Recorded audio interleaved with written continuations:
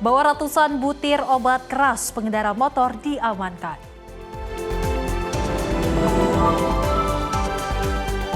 Amerika Serikat dan Iran melanjutkan diplomasi nuklir di Oman.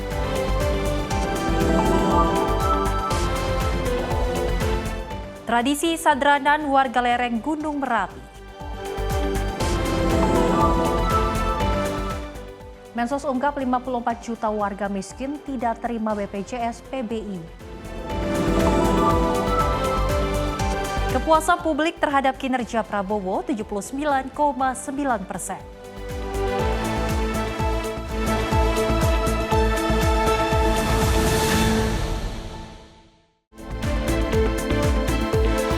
Halo, selamat pagi pemirsa Simpo TV. Senang sekali rasanya kami kembali hadir menemani Anda. Selain 5 informasi utama tadi, kami akan menghadirkan informasi menarik lainnya terkait dengan politik dan juga ekonomi. Dan selain itu juga kami telah menyiapkan sejumlah informasi menarik seputar peristiwa dari dalam negeri maupun dari mancanegara. Bersama saya Luis Ayu dan saya Selis Regar. Ini dia Menyapa Indonesia Pagi selengkapnya.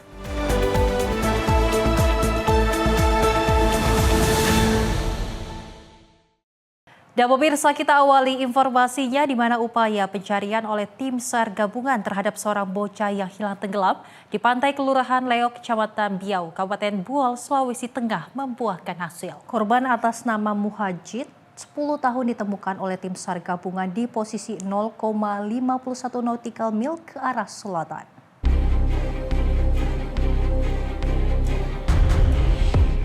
Seorang bocah laki-laki berusia 10 tahun ditemukan meninggal dunia usai tenggelam di perairan pantai Kelurahan Leok, Kecamatan Biau, Kabupaten Buol, Sulawesi Tengah pada Sabtu 7 Februari 2026 sekitar pukul 10.50 waktu Indonesia Tengah. Posisi korban ditemukan berada sekitar 0,51 nautical mil ke arah selatan atau 155,27 derajat dari titik lokasi kejadian awal. Setelah ditemukan, korban langsung dievakuasi dan diserahkan kepada pihak keluarga untuk proses selanjutnya. Diketahui, proses pencarian korban dilakukan oleh 2 tim SAR gabungan untuk memperluas area pencarian di sekitar lokasi kejadian. Korban pun ditemukan oleh tim SAR yang kedua dengan menggunakan perahu nelayan. Sebelumnya, pada Jumat 6 Februari 2026 sekitar pukul 2 siang waktu Indonesia Tengah, korban Mujahid bersama teman-temannya mandi di pantai Leok. Tidak lama kemudian, tiba-tiba ombak serta arus kencang datang menghantam korban dan terbawa arus hingga akhirnya ditemukan tewas oleh tim SAR gabungan. Tim redaksi Simpo TV melaporkan. Kebocoran regulator tabung gas LPG menyebabkan ledakan di dalam kontrakan di Desa Telajung Udik, Kecamatan Gunung Putri, Kabupaten Bogor pada Sabtu pagi 7 Februari 2026. Akibat kejadian ini 2 orang pedagang cilok mengalami luka bakar serius.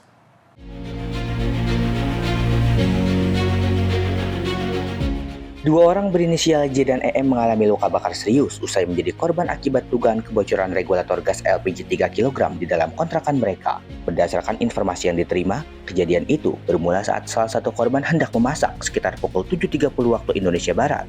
Namun, saat kompor dinyalakan, percikan api yang muncul menyambar gas yang diduga keluar dari regulator tabung. Gas kemudian meledak dan mengakibatkan kedua korban mengalami luka bakar serius. Beruntung, warga sekitar yang mengetahui kejadian segera memberikan pertolongan dan membawa kedua korban ke RSUD Cibinong untuk mendapatkan perawatan medis. Masyarakat diimbau agar lebih teliti dalam menggunakan tabung gas serta memastikan regulator dan selang dalam kondisi aman untuk mencegah kejadian serupa. Feren Putri, tim redaksi Simpo TV melaporkan.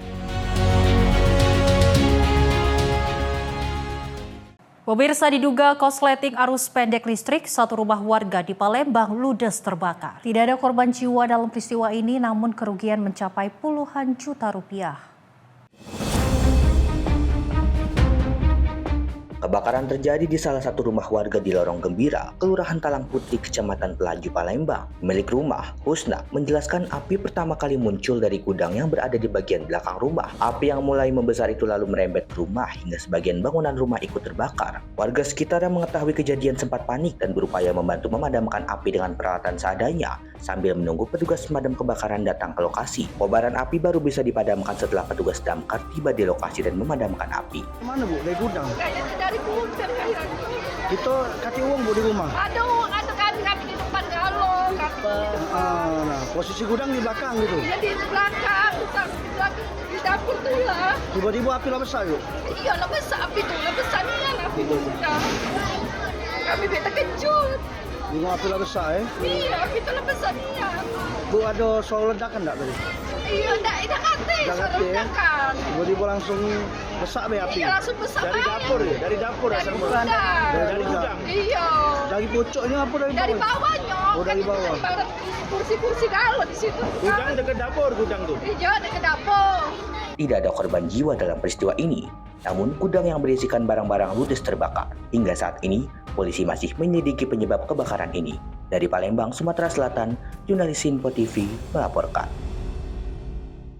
Pemirsa, seorang pengendara motor di Pandeglang, Banten diamankan polisi karena kedapatan membawa ratusan butir-butir obat jenis tramadol dan juga heksimer siap edar. Pengendara ini diamankan petugas saat terjaring operasi maung di pusat kota Pandeglang.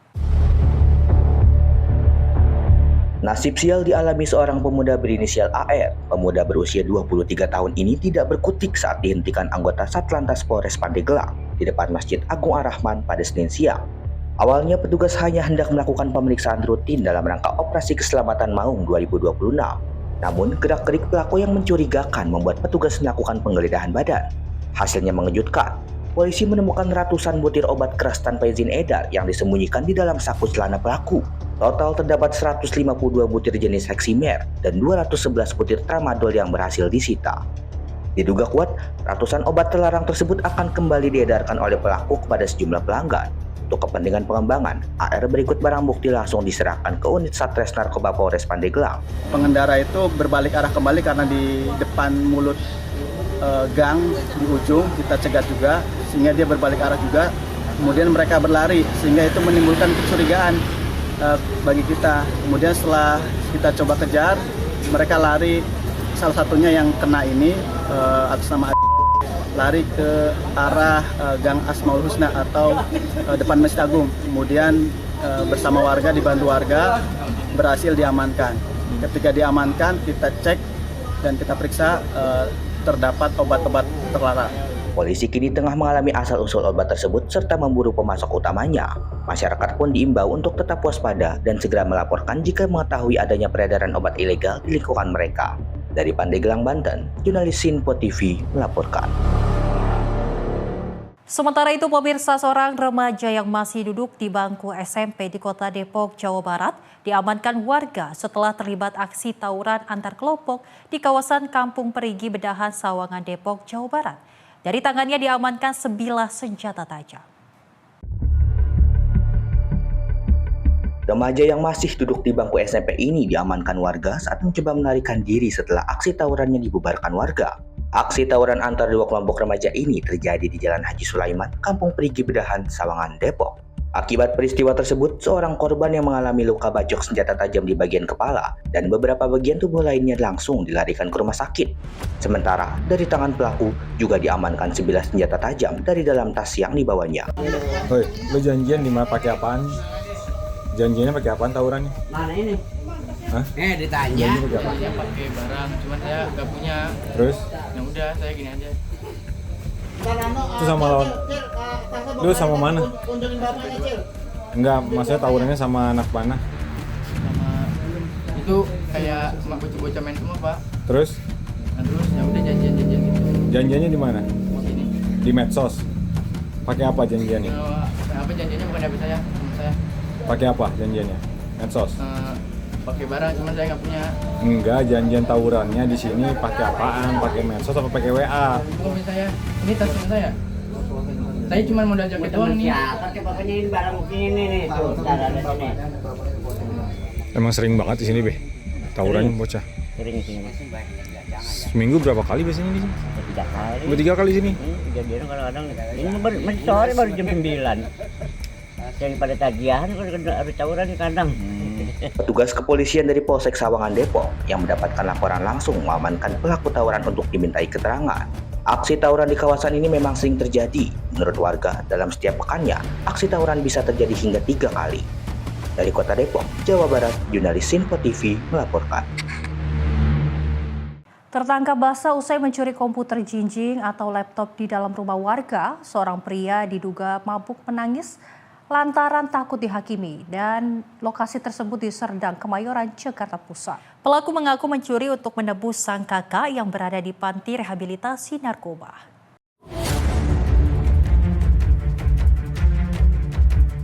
Pria bertato ini tidak berkutik saat diamankan warga di sebuah pos RW, Jalan Taruna Raya, Gang 22, Serdang, Kemayoran, Jakarta Pusat. Pelaku tertangkap basah usai menyatroni salah satu rumah warga. Diduga dalam kondisi mabuk, pelaku masuk ke dalam rumah melalui pintu gerbang yang tidak terkunci dan menggasak komputer jinjing yang tergeletak di atas meja ruang tamu.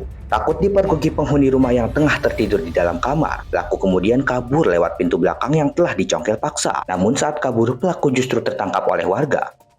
Lagi ada orang, ada saya di rumah, cuman saya lagi istirahat, lagi tidur di kamar. Terus tiba-tiba dari luar itu warga udah masuk rumah, udah ngedor-ngedor, manggil kan. Terus ternyata pas saya bangun, pintu belakang rumah juga udah terbuka, pintu pagar terbuka, ada rame warga.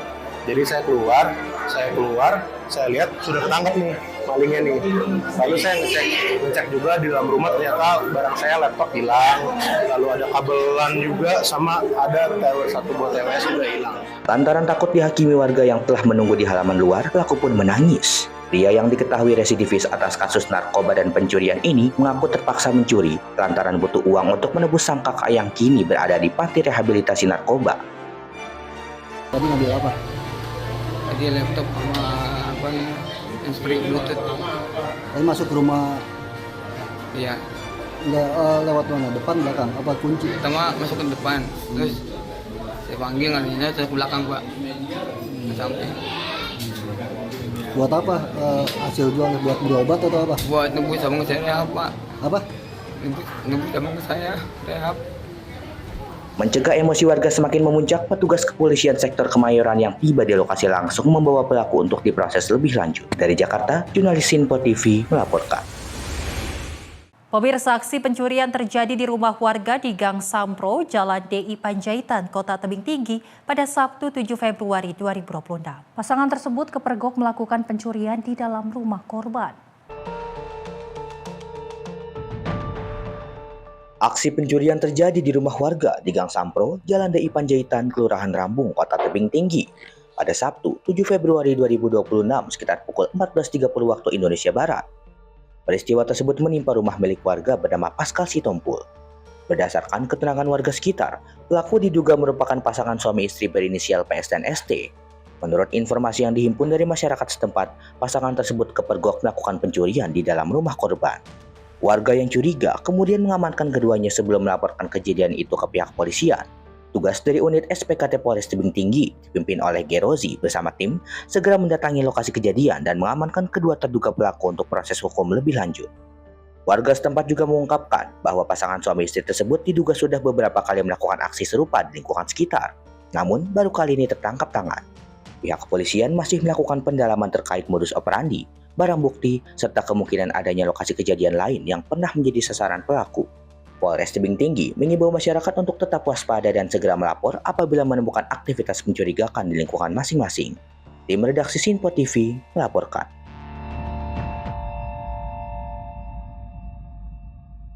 Memanfaatkan permukiman sepi pasca hujan, 2 orang pria mencuri sepeda motor di kawasan Duren Sawit, Jakarta Timur pada Jumat 6 Februari 2026 malam. Aksi pelaku pemirsa terekam kamera CCTV.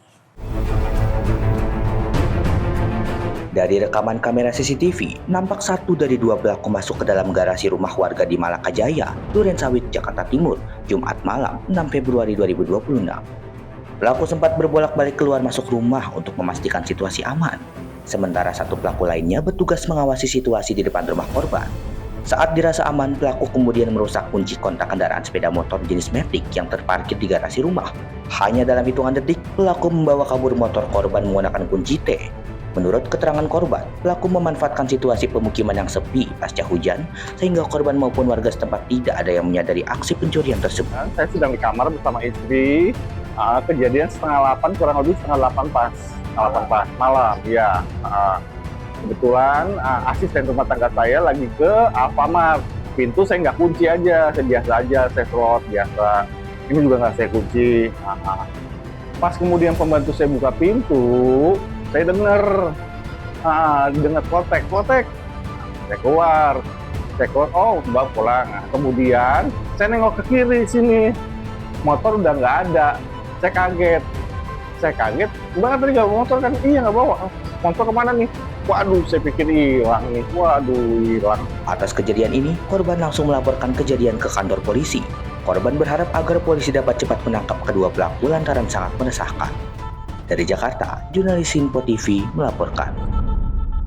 Dari Polda Metro Jaya mengungkap kasus dugaan tindak pidana perdagangan orang dengan korban anak balita. Dalam pengungkapan ini, 4 orang anak berhasil diselamatkan dan 10 orang tersangka ditetapkan polisi. Kasus ini berawal dari laporan masyarakat terkait hilangnya seorang anak yang dilaporkan ke Polres Metro Jakarta Barat. Hasil penyelidikan, polisi mendapatkan informasi keberadaan korban di wilayah Jambi, pedalaman Sumatera. Dalam operasi penyelamatan, 4 orang anak berhasil dievakuasi dan saat ini menjalani perawatan di Dinas Sosial Provinsi DKI Jakarta. Dari hasil penyidikan, polisi menetapkan 10 orang tersangka berinisial IJ, A, N, HM, W, EB, EM, SU, RM, dan RZ. Di antara para tersangka merupakan ibu kandung dari bayi yang diperdagangkan. Seluruh tersangka telah ditahan di rumah tahanan Polres Metro Jakarta Barat. Polisi menyebut anak korban dijual secara berantai dengan nilai transaksi hingga puluhan juta rupiah. Korban berusia antara 5 bulan hingga 3 tahun. Selain itu, polisi memastikan kondisi fisik para korban dalam keadaan cukup sehat dan pemulihan psikologis terus dilakukan. Para tersangka dijerat Undang-Undang Perlindungan Anak dan Undang-Undang Pemberantasan Tindak Pidana Perdagangan Orang dengan ancaman pidana maksimal 15 tahun penjara. Kami berhasil menyelamatkan 4 orang anak yang menjadi korban dari tindak pidana perdagangan orang ini. Dan keempat orang korban anak ini saat ini sedang dalam proses perawatan pada Dinas Sosial DKI Jakarta. Kami tim gabungan dengan dinas terkait terus melakukan pemantauan terhadap kondisi dan perkembangan anak tersebut karena sebagaimana tadi disampaikan oleh Pak Kabid Humas, hak anak menjadi hal yang utama yang kami kedepankan.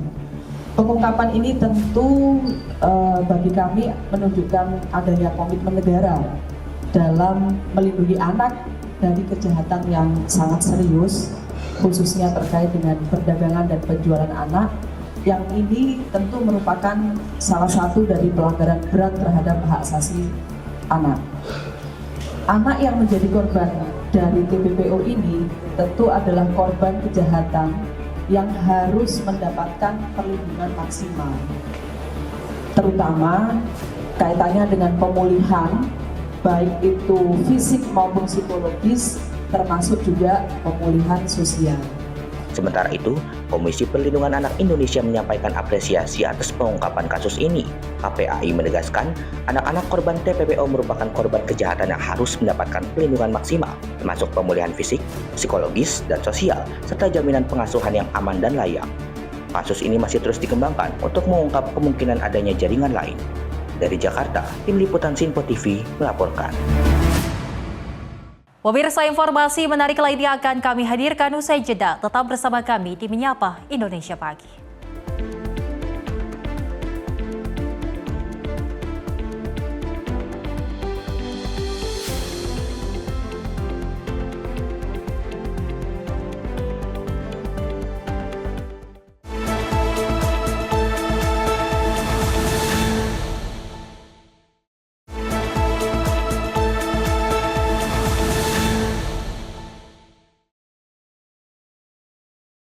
Terima kasih pemirsa, Anda kembali menyaksikan Menyapa Indonesia Pagi. Informasi kami lanjutkan. Mantan Pangeran Andrew dilaporkan meninggalkan rumah lamanya di Windsor lebih cepat dari jadwal sebelumnya setelah Departemen Kehakiman Amerika Serikat merilis dokumen terbaru penyelidikan Jeffrey Epstein. Ini menimbulkan kembali kontroversi. Andrew kini tinggal di estate pribadi milik Raja Charles III di Sandringham, Inggris Timur. Kepergian Andrew dari Royal Lodge diumumkan lebih cepat dari perkiraan setelah dokumen dari Departemen Kehakiman Amerika Serikat kembali menyorot kedekatannya dengan Epstein. Media Inggris melaporkan Andrew sementara tinggal di Woodford Cottage, sementara rumah permanennya di Sandringham menjalani perbaikan. Langkah ini terjadi di tengah penyelidikan baru oleh Thames Valley Police atas dugaan Epstein pernah menerbangkan wanita kedua ke Inggris untuk bertemu Andrew pada tahun 2010. Pengacara korban menyebut pertemuan itu berlangsung di Royal Lodge meski Andrew terus membantah semua tuduhan itu dan juga belum memberikan tanggapan publik atas klaim tersebut. Nama Andrew juga beberapa kali muncul dalam jutaan halaman dokumen Epstein yang dirilis pemerintah Amerika pekan lalu. Raja Charles sebelumnya telah mencabut gelar kerajaan Andrew dan juga mendorongnya meninggalkan kediaman mewah berisi 30 kamar yang selama ini menjadi sorotan publik dan parlemen. Meski dokumen tersebut tidak selalu membuktikan pelanggaran hukum, skandal Epstein kembali mengguncang keluarga kerajaan dan menambah tekanan terhadap reputasi monarki Inggris. Tim redaksi Simpo TV melaporkan. Sementara itu, pemirsa, Perdana Menteri Inggris Keir Starmer menghadapi krisis politik besar di dalam negeri. Meski tidak pernah bertemu Jeffrey Epstein, posisinya terancam akibat fallout hubungan dengan sekutunya, Peter Mandelson, dan terpidana kejahatan seksual itu.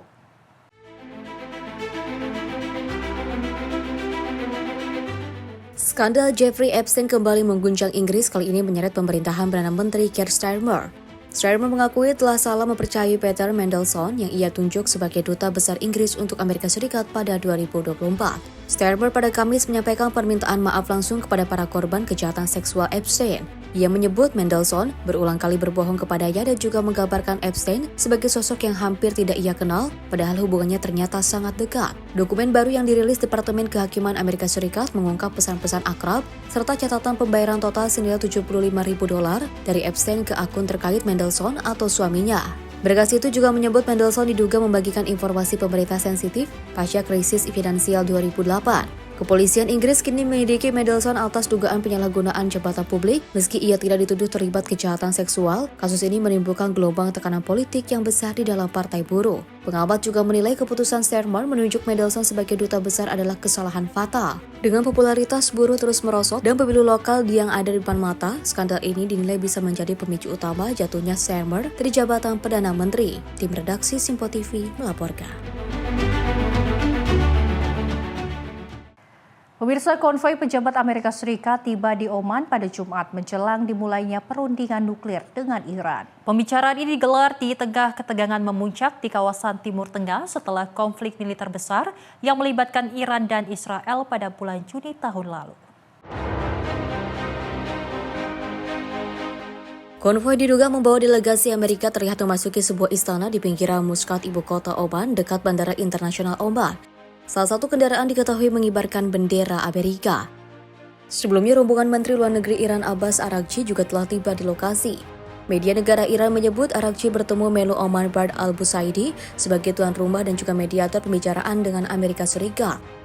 Perundingan ini menjadi langkah baru setelah diplomasi sebelumnya gagal akibat perang 12 hari antara Israel dan Irak. Amerika Serikat sempat melancarkan serangan ke fasilitas nuklir Iran yang diduga merusak infrastruktur pengayaan uranium milik Iran. Pemerintah Trump juga menilai Iran saat ini berada dalam posisi paling lemah sejak revolusi Islam tahun 1979. Namun negara-negara Teluk mewaspadai serangan militer baru dapat memicu perang regional dan juga mengganggu stabilitas di Selat Hormuz. Hingga menjelang dimulainya perundingan, detail peserta dan juga ruang lingkup negosiasi masih belum jelas. Iran menegaskan pembicaraan hanya akan berfokus pada program nuklir, sementara Amerika menuntut isu rudal balistik dan juga dukungan Iran terhadap kelompok militan juga masuk dalam agenda pembicaraan. Tim redaksi Simpo TV melaporkan. Informasi lainnya, pemirsa, di mana warga Palestina masih menunggu di perbatasan Rafah antara Gaza dan Mesir. Di tengah ketidakpastian terkait proses pembukaan kembali pos lintas batas tersebut, meski telah dibuka kembali sehari sebelumnya. Proses penyeberangan diwarnai penundaan, interogasi, dan pembatasan jumlah orang yang diizinkan melintas masih sangat ketat.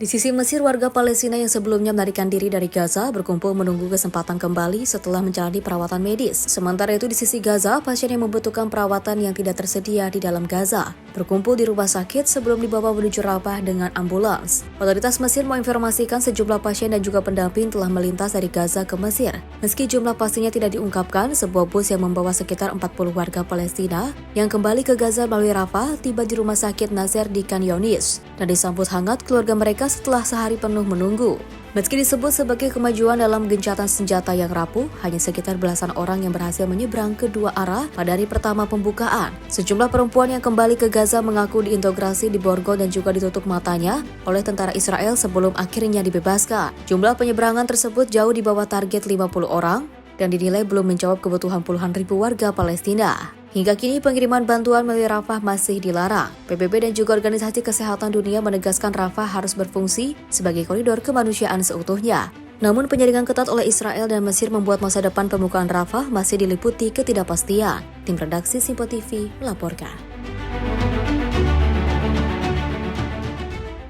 Pemirsa, Presiden Panama Jose Raul Mulino menegaskan negaranya tidak akan tunduk pada tekanan Cina menyusul putusan Mahkamah Agung yang melibatkan konsesi perusahaan Hong Kong di Pelabuhan Kanal Panama. Mulino menyebut Panama adalah negara berdaulat dan tidak akan diancam oleh siapapun.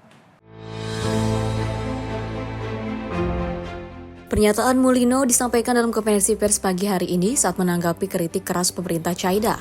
Mulino menekankan Panama akan tetap teguh menjalankan putusan pengadilan. Putusan ini muncul sepekan setelah Mahkamah Agung Panama menyatakan konsesi yang dipegang anak usaha CK Husichon Holdings bersifat tidak konstitusional. Keputusan pengadilan dipandang sebagai kemenangan politik bagi Presiden Amerika Serikat Donald Trump yang berupaya membatasi pengaruh China di jalur perdagangan global tersebut. Situasi ini menempatkan Panama di tengah tarik-menarik geopolitik antara Washington dan juga Beijing. China memperingatkan Panama akan membayar harga mahal jika putusan itu dilanjutkan. Sementara pihak CK Husichon menyatakan sangat tidak sepakat dan telah memulai proses arbitrase terhadap pemerintah Panama. Mulino menjelaskan hingga putusan diterapkan, sepenuhnya otoritas maritim Panama akan terus bekerja sama dengan Panama Ports Company dan juga menjaga operasi pelabuhan tetap berjalan normal. Setelah konsesi resmi berakhir, anak usaha perusahaan logistik Denmark, AP Møller - Mærsk, akan mengambil alih operasi secara bertahap hingga tender baru dibuka dan konsesi pengganti ditetapkan. Tim redaksi Simpo TV melaporkan. Pasukan keamanan yang berafiliasi dengan Kementerian Dalam Negeri Suriah terus melakukan pengerahan di wilayah mayoritas Kurdi di timur laut Suriah. Langkah ini dilakukan sebagai bagian dari kesepakatan antara pemerintah Damaskus dan pasukan demokratik Suriah atau SDF yang dipimpin kelompok Kurdi.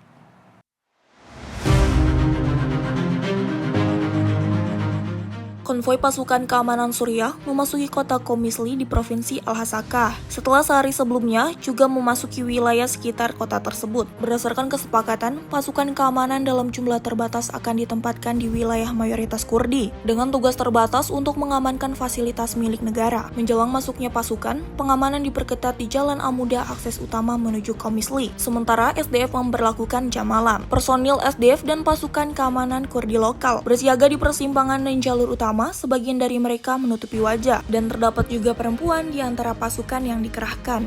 Juru bicara Kementerian Dalam Negeri Suriah, Nur Aldin Al-Baba menyatakan ada program dan jadwal waktu untuk menyelesaikan seluruh poin kesepakatan, termasuk pengambil alihan fasilitas vital seperti perbatasan, bandara Komisli, dan fasilitas minyak untuk dikelola demi kepentingan rakyat Suriah. SDF menegaskan mereka masih mengendalikan keamanan di dalam kota dan menyatakan siap menghadapi upaya sabotase. Menurut mereka, pasukan pemerintah hanya akan ditempatkan di 4 titik di Komisli dan bersifat sementara hingga proses integrasi selesai. Tim redaksi Simpo TV melaporkan. Suhu politik Thailand memanas menjelang pemilu umum minggu ini. 3 partai utama bertarung ketat merebut kekuasaan di tengah pertumbuhan ekonomi yang melambat, meningkatnya nasionalisme serta tudingan korupsi dan pengaruh keuangan gelap di lingkungan elit para pejabat. Pemilu cepat ini dipicu setelah Perdana Menteri Anutin Chanvirakul membubarkan parlemen pada Desember lalu. Langkah itu diambil untuk mencegah mosi tidak percaya terkait isu perubahan konstitusi. Anutin berupaya kembali berkuasa bersama Partai Konservatif Bum Jaitai. Kampanyenya menekankan keamanan nasional dan stimulus ekonomi. Di sisi lain, People's Party yang progresif masih memimpin polling pemilu dengan agenda reformasi struktural. Partai ini pernah memenangkan kursi terbanyak pada pemilu 2023, namun gagal membentuk pemerintah karena diblokir kelompok konservatif.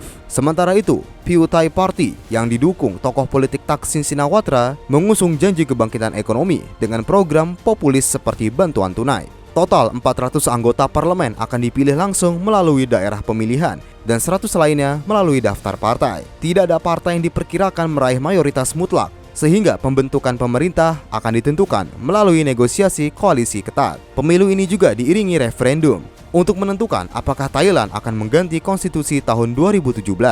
Sekelompok pro-demokrasi menilai referendum ini sebagai langkah awal mengurangi pengaruh militer dan lembaga tak terpilih. Namun, kaum konservatif menolak dengan alasan demi menjaga stabilitas politik dalam negeri. Tim redaksi Simpo TV melaporkan.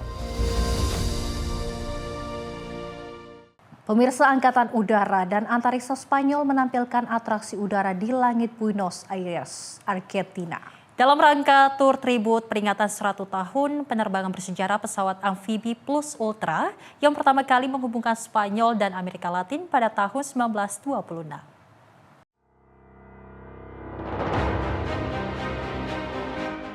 Atraksi udara digelar di Taman Pesisir Utara Buenos Aires dan disaksikan ratusan warga yang memadati area pertunjukan. Dalam pertunjukan ini, helikopter Patrula Aspa milik Angkatan Udara dan Antariksa Spanyol menampilkan manuver udara bersama skuadron historis B-45 Mentor milik Angkatan Udara Argentina. Kepala Hubungan Masyarakat Angkatan Udara dan Antariksa Spanyol, Manuel Angel Cuenca, menyatakan atraksi ini digelar untuk memperingati 1 abad penerbangan Plus Ultra. Penerbangan tersebut merupakan pencapaian penting dalam sejarah aviasi militer Spanyol, sekaligus tonggak hubungan udara antara Spanyol dan negara-negara Amerika Latin. Dalam tur tribut ini, armada udara Spanyol menempuh rute yang meniru perjalanan para perintis Plus Ultra, dengan singgah di Rio de Janeiro, Brazil, dan Montevideo, Uruguay, sebelum akhirnya tiba di Buenos Aires, Argentina. Penerbangan Plus Ultra pada tahun 1926 menempuh jarak lebih dari 10.000 km dari Palos de la Frontera, Huelva, melalui Kepulauan Canary, Cape Verde,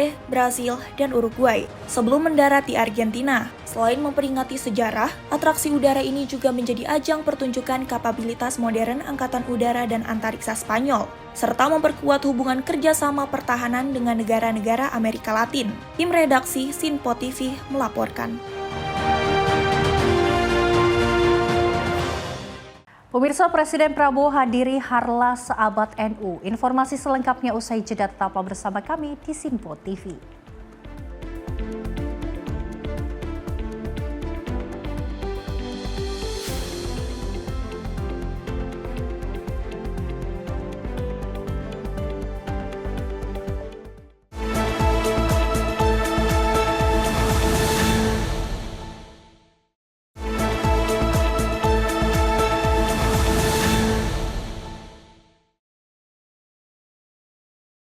Terima kasih pemirsa Anda masih menyaksikan Menyapa Indonesia Pagi, di mana Presiden Republik Indonesia Prabowo Subianto hadiri Mujadah Kubro Harlah Seabad NU di Stadion Gajayana, Kota Malang pada Minggu pagi. Dalam pidatonya, Presiden berpesan pemimpin rukun dan bersatu.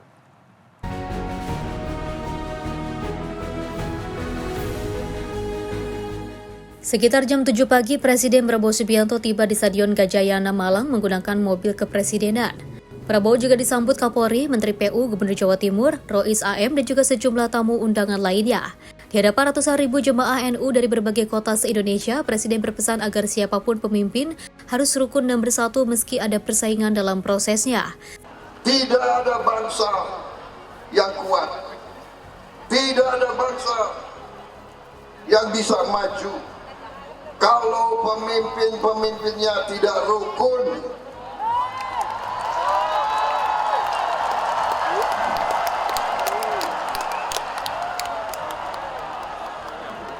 Karena itu, saya selalu mengajak semua unsur, selalu mari kita bersatu. Boleh kita bertanding, boleh kita bersaing, boleh kita berbeda, boleh kita berdebat, tapi di ujungnya semua pemimpin Indonesia, semua pemimpin masyarakat harus rukun, harus menjaga persatuan dan kesatuan. Semua jamaah akan mendapat hunian yang layak, tempat yang baik, tidak usah ragu-ragu lagi, tidak boleh ada macam-macam lagi. Pelayanannya akan terbaik dan saya bertekad menurunkan biaya haji untuk rakyat Indonesia. Ini adalah pertama kali dalam sejarah bahwa pemerintah kerajaan Saudi mengizinkan bangsa lain memiliki tanah di kota suci Mekah. Saudara-saudara sekalian, mereka merubah undang-undang mereka khusus untuk memberi penghormatan kepada bangsa Indonesia. Akibat kita, banyak negara lain sekarang menyusul. Insya Allah, Kampung Haji Indonesia adalah yang pertama kali. Sebelumnya di tubuh NU sendiri sempat terpecah menjadi dua kubu usai pemecatan Rais Aam Gus Yahya. Dampaknya sempat terjadi dua kubu, yakni kubu Gus Yahya dan juga Miftahul Ahyar. Presiden Prabowo Subianto akhirnya meninggalkan lokasi usai janjikan kampung haji di Arab Saudi, serta pemotongan biaya perjalanan haji sehingga meringankan beban masyarakat. Dari Malang, Jawa Timur, Tim Liputan Simpo TV melaporkan.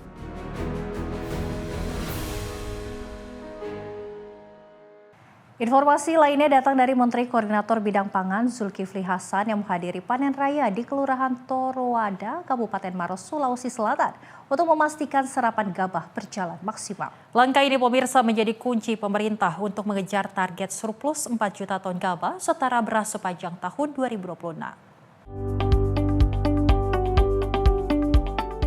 Menteri Koordinator Bidang Pangan Zulkifli Hasan menghadiri panen raya sekaligus meluncurkan program serapan gabah di Kelurahan Torowada, Kecamatan Turikale, Kabupaten Maros, Sulawesi Selatan. Kunjungan ini menjadi bagian dari upaya pemerintah dalam memperkuat ketahanan pangan nasional serta menjaga stabilitas harga gabah di tingkat petani. Zulkifli Hasan menyebut capaian produksi pangan nasional terus menunjukkan tren positif. Jika pada tahun 2025 lalu, Indonesia mencatat surplus sekitar 1,5 juta ton gabah setara beras, maka pada tahun 2026 ini pemerintah menargetkan angka surplus meningkat hingga 4 juta ton. Ya, baik saudara-saudara, ini mencanangkan tadi panen Bulog tahun ini ditargetkan untuk menyerap 4 juta setara beras. 4 juta ton setara beras tahun ini. Tahun lalu aja sudah bisa 4 juta, ya kan? 3 juta lebih. Jadi tahun ini 4 juta insya Allah karena memang produksi kita pikirkan juga akan naik. Kalau tahun lalu 34 juta lebih, tahun ini di atas 34. Jadi akan naik produksinya. Jadi kalau Bulog kita targetkan 4 juta itu sesuatu yang wajar. Bahkan saya yakin akan bisa lebih dari 4 juta. Ya. Terima kasih. Selain itu, Menko Pangan juga mengapresiasi kolaborasi antara TNI Polri, pemerintah daerah, penyuluh, hingga para petani yang berkontribusi langsung dalam menjaga stabilitas produksi di lapangan. Sebagai informasi, produksi padi di Kabupaten Maros sepanjang tahun 2025 mencapai 309.654 ton. Khusus untuk lokasi panen raya di Kelurahan Torowada, luas lahan yang dipanen mencapai 28,6 hektar dengan indeks pertanaman 2 kali panen dalam setahun. Seiring dengan beroperasinya bendungan baru, pemerintah Kabupaten Maros optimis dapat meningkatkan luas tambah tanam pada tahun 2026 menjadi 61.000 hektar. Dari Kabupaten Maros, Sulawesi Selatan, jurnalis Simpo TV melaporkan. Wakil Menteri Transmigrasi Viva Yoga Mauladi menekankan pihaknya akan terus melakukan program-program unggulan sesuai arahan dan cita Presiden Prabowo Subianto. Salah satunya yakni program transmigrasi yang bertujuan untuk meningkatkan pertumbuhan ekonomi serta kesejahteraan masyarakat khususnya di kawasan transmigrasi.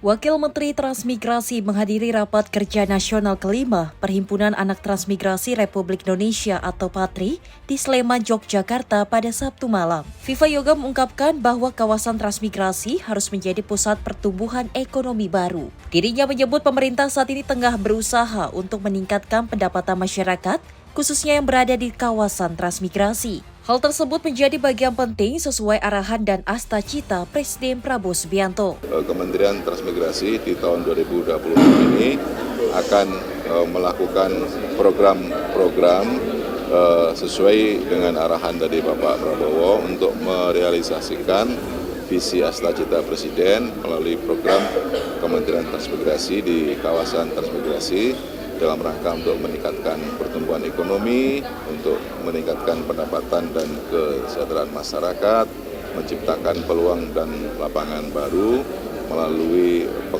pengembangan produk unggulan, dan kita melakukan kerjasama dengan mitra dari swasta dan para investor agar di kawasan transmigrasi itu tumbuh pusat-pusat pertumbuhan ekonomi baru dan bisa mengembangkan produk-produk unggulan, termasuk juga dalam rangka untuk meningkatkan pendapatan masyarakat.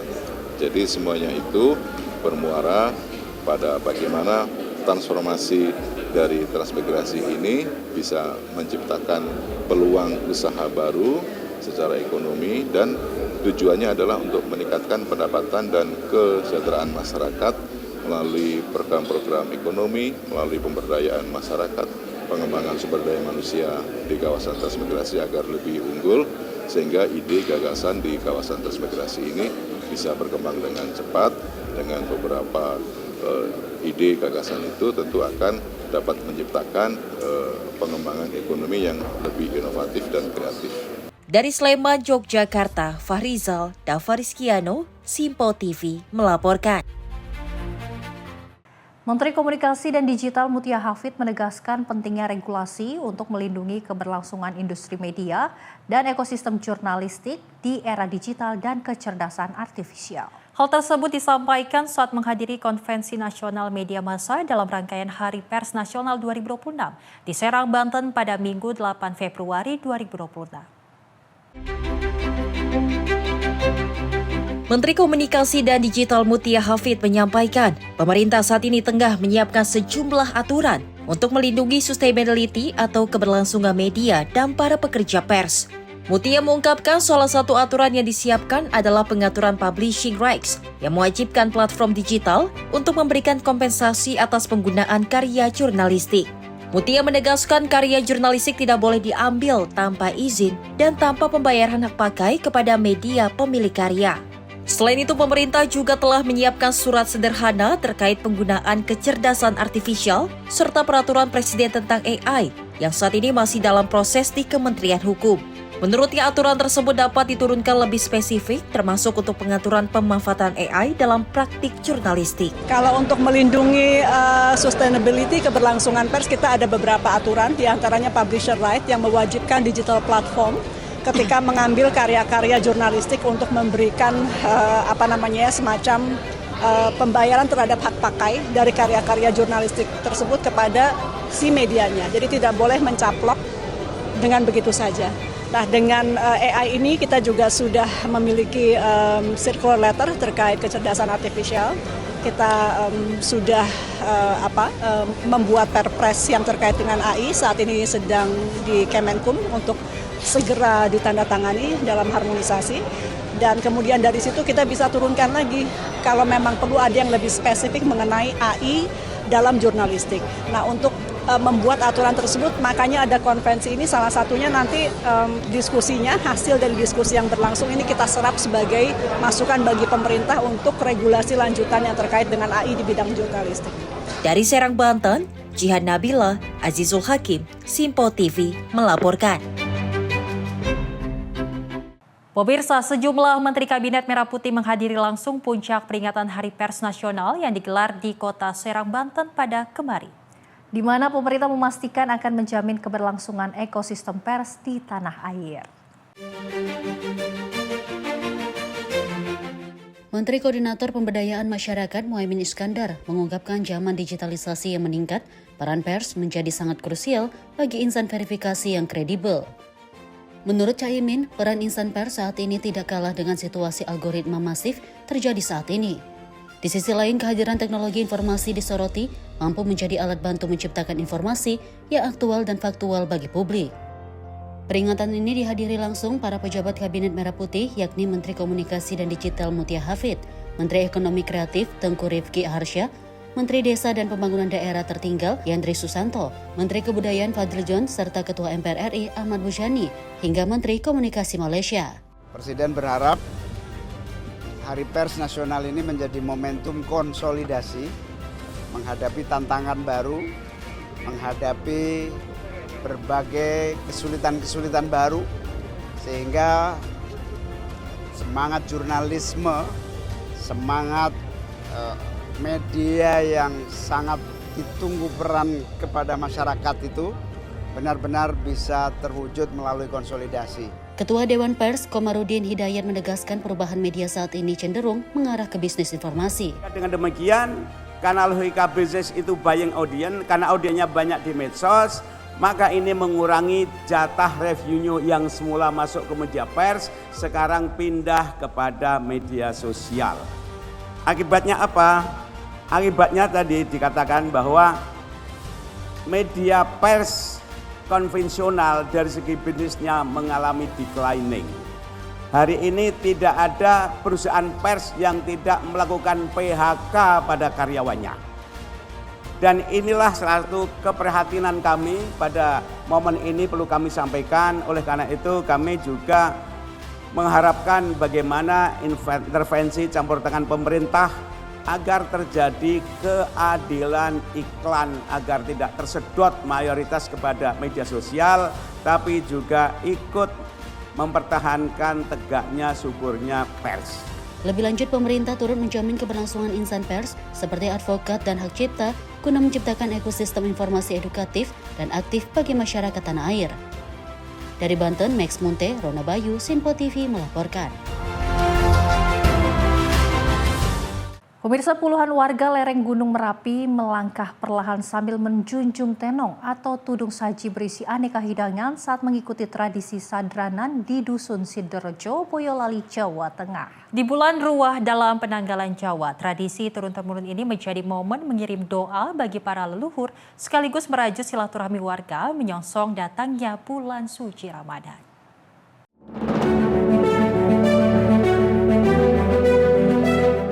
Di lereng Gunung Merapi, tradisi jelang bulan Ramadan di Dukuh Sidorejo, Desa Genting, Kecamatan Cipogo, Boyolali, Jawa Tengah, tidak hanya syarat makna spiritual. Tengah mayoritas warga muslim, umat Kristiani turut ambil bagian dalam tradisi sadranan ini. Bukan sekadar ritual tahunan, sadranan menjadi simbol hidupnya nilai kerukunan antar umat beragama di perdukuhan kecil ini. Puluhan warga berjalan bersama menuju makam leluhur sambil membawa tenongan di atas kepala. Setiba di pelataran makam, doa bersama dipanjatkan dengan tata cara Islam. Usai berdoa, warga menyantap hidangan yang mereka bawa, saling bertukar makanan, dan menikmati kebersamaan dalam suasana hangat dan akrab. Tokoh masyarakat Dukuh Sidorejo, Rosidi, menjelaskan tradisi sadranan rutin dilaksanakan setiap tanggal 17 Ruah dalam penanggalan Jawa. Tujuan utamanya adalah mendoakan para leluhur, sekaligus sebagai wujud rasa syukur atas rezeki yang diberikan Tuhan, baik dari hasil bertani, berdagang, maupun usaha lainnya. Tradisi ini juga menjadi sarana memupuk gotong royong dan semangat saling menjaga antar pemeluk agama. Rosidi menambahkan, sadranan di Dukuh Sidorejo diikuti oleh sekitar 95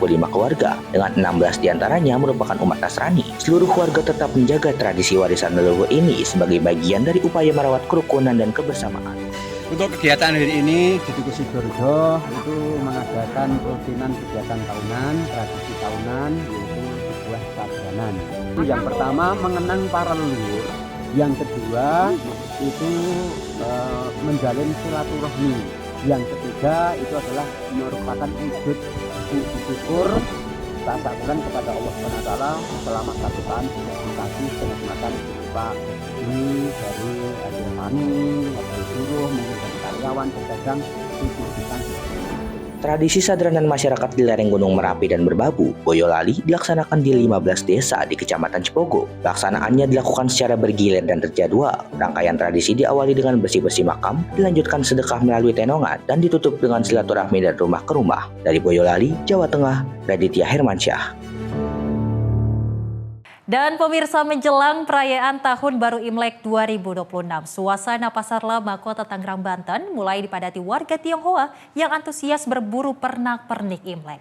Beragam dekorasi bernuansa merah seperti lampion, angpau, hingga ornamen tempelan menjadi buruan untuk memeriahkan perayaan Imlek di rumah maupun di tempat usaha.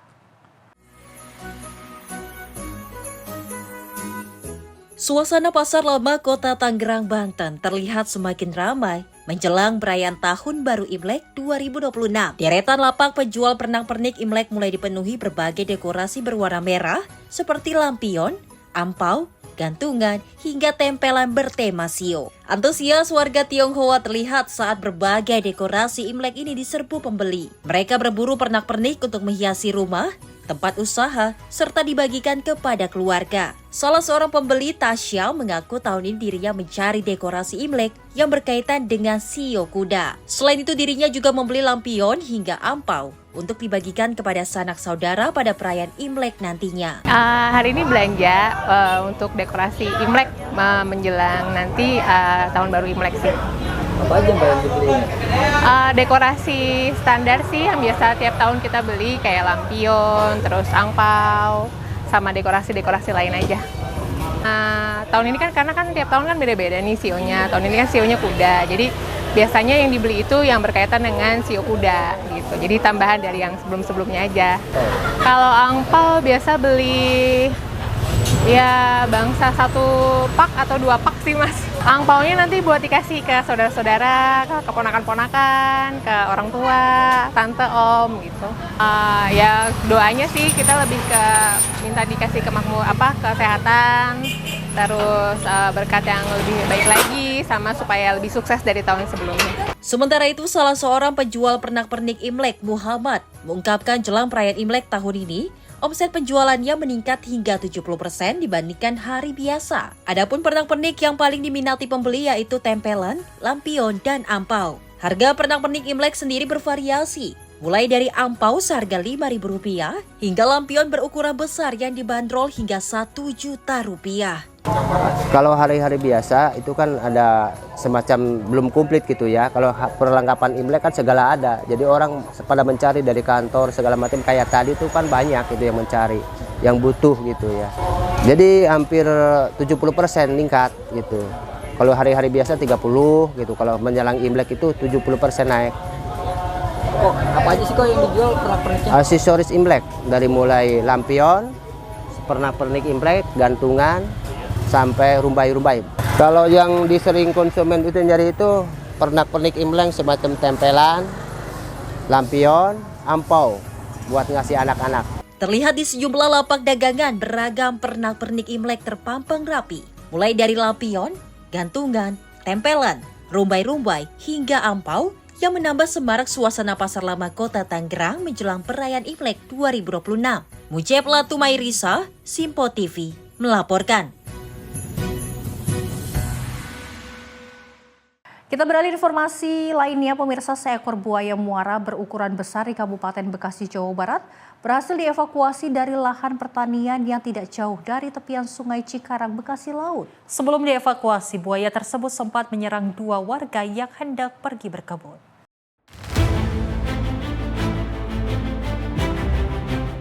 Warga bersama komunitas pecinta reptil berhasil mengevakuasi seekor buaya muara di Desa Hurip Jaya, Kecamatan Babelan, Kabupaten Bekasi, Jawa Barat. Buaya dengan bobot sekitar 150 kg dan panjang 3 meter ini berhasil diamankan dari area perkebunan warga yang berdekatan dengan aliran Sungai Cikarang, Bekasi Laut. Buaya tersebut pertama kali ditemukan oleh sepasang suami istri yang hendak pergi berkebun. Keduanya sempat diserang buaya yang bersembunyi di semak-semak di samping kebun. Beruntung sepasang suami istri tersebut berhasil menyelamatkan diri. Kedua petani tersebut kemudian meminta pertolongan warga sekitar. Upaya penangkapan awal sempat gagal lantaran buaya terjun ke aliran Sungai Cikarang, Bekasi Laut. Komunitas pecinta reptil yang telah bersiaga langsung melakukan penangkapan menggunakan alat jerat dengan bantuan warga sekitar. Proses evakuasi buaya ini sempat menjadi tontonan warga. Relawan pemerhati polisi satwa menduga buaya muara dewasa tersebut hendak bertelur setelah ditemukan sarang buaya di sekitar lokasi temuan. Kondisi tersebut diduga menjadi penyebab buaya bersikap agresif untuk menjaga teritorinya. Tuh, dua orang suami istri, nah terus diserang sama buaya itu. Terus? Nah terus balik bilangin warga dah. Nah buayanya juga jinak sih, nggak ini.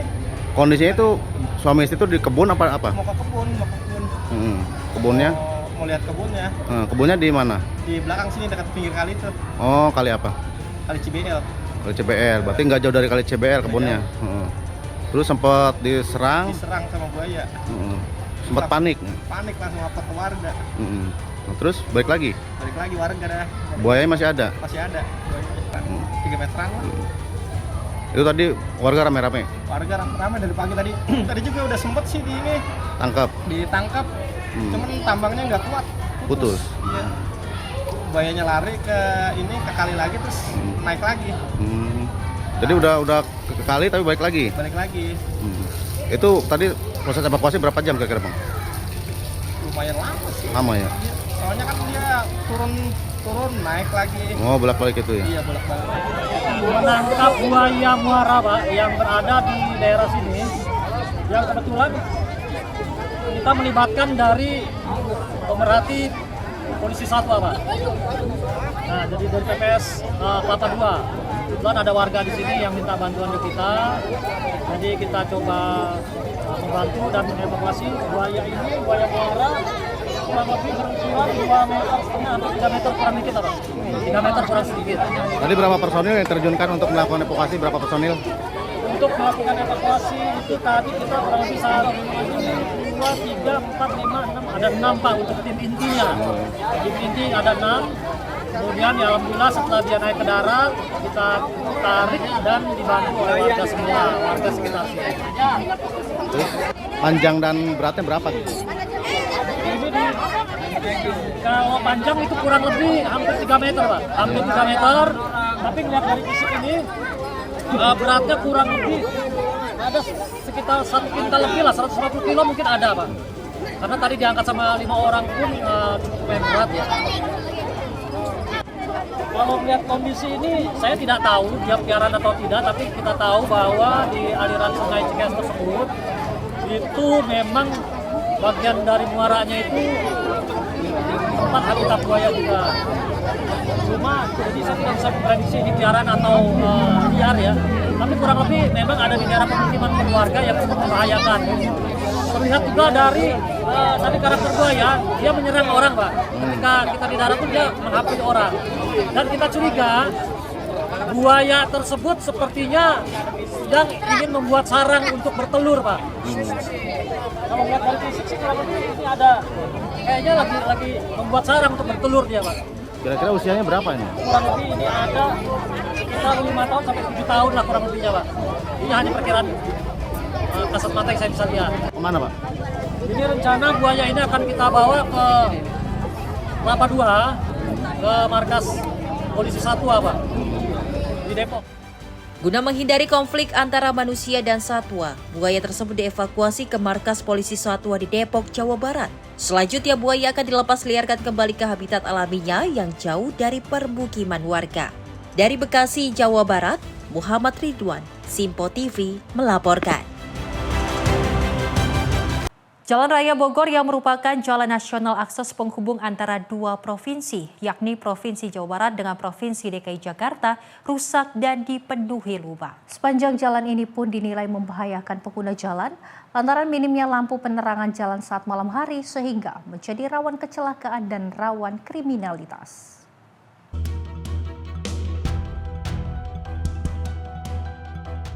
Beginilah kondisi Jalan Raya Bogor yang rusak dan berlubang. Kerusakan ini terlihat mulai dari perbatasan antara Kota Depok dengan Kabupaten Bogor dan Kota Depok dengan wilayah Jakarta Timur. Menurut seorang pengendara, jalan yang rusak dan berlubang ini sudah terjadi sejak lama, sehingga kerap terjadi kecelakaan terutama pengendara roda 2 yang terjatuh. Meski demikian, hingga saat ini belum ada perbaikan dari pihak terkait terhadap jalan yang rusak dari arah Jakarta menuju Bogor maupun arah sebaliknya. Udah seminggu sih, udah bahaya nggak sih? Bahaya. Dalamannya ya 5 sampai 10 cm lah. Kalau malam juga lampu kurang ya? Iya, penerangannya juga kurang, Bang. Jadi bahayanya apa ya selain foto-foto jatuh? Ya bahaya kriminal juga sih. Kalau malam Gelap ya? gelap. Udah banyak yang jatuh? Ya udah lumayan banyak sih, Bang. Sudah sering. Sampai sekarang belum dikerjain? Sampai sekarang belum, Bang. Harapannya? Ya harapannya semoga jalanan yang berlobang segera diperbaiki lah. Ini 2 arah? 2 arah. Dari arah mana aja? Dari arah Jakarta Bogor, Pak. Terus? Arah sebaliknya? Arah sebaliknya juga. Sepanjang jalan ini pun dinilai membahayakan pengguna jalan antara minimnya lampu penerangan jalan saat malam hari, sehingga menjadi rawan kecelakaan dan rawan kriminalitas. Pengguna jalan berharap agar pemerintah segera melakukan proses perbaikan agar kondisi ini tidak semakin meluas bahkan hingga memakan korban, khususnya bagi pengendara roda 2. Dari Depok, Jawa Barat, Riswanto Ahmad melaporkan. Pemirsa, Menteri Keuangan siap cairkan anggaran 15 miliar untuk reaktivasi JKN. Informasinya usai jeda, tetap bersama kami di Menyapa Indonesia Pagi.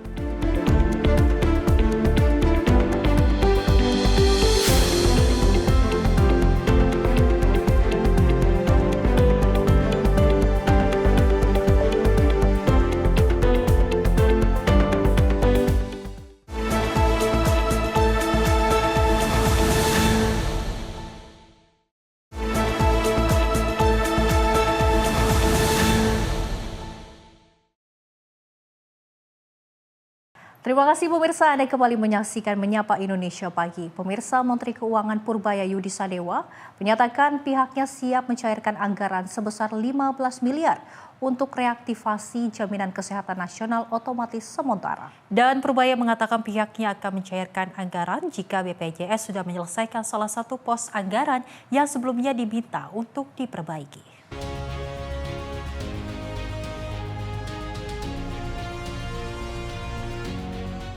Menteri Kesehatan Budi Gunadi Sadikin mengusulkan anggaran sebesar 15 miliar untuk reaktivasi otomatis kepesertaan BPJS Kesehatan segmen penerimaan bantuan iuran bagi pasien penderita penyakit kronis.